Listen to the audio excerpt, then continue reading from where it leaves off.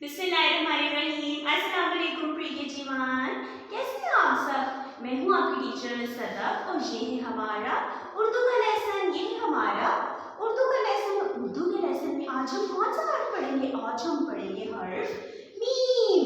ये कौन सा हर्फ है? ये है मीम।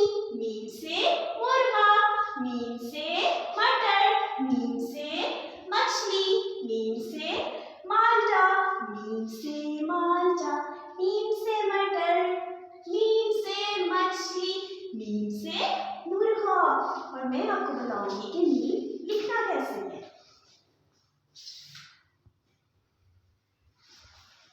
इस नुक्ते से शुरू करना है और गोल बनाना है और इसको नीचे लेके आना है। पेंसिल नहीं उठानी। ये है हर्फ मीम। ये है हर्फ मीम। मीम से मुर्गा, मीम से मछली, मीम से मटर, मीम से माल्टा। टीचर के साथ पढ़े। मीम से माल्टा, मीम से मटर, मीम से मछली, मीम से मुर्गा। तो प्रिय जीवान, आज हमने पढ़ा हर्फ मीम। इंशाल्लाह अब हम अपनी अगली वीडियो में अगले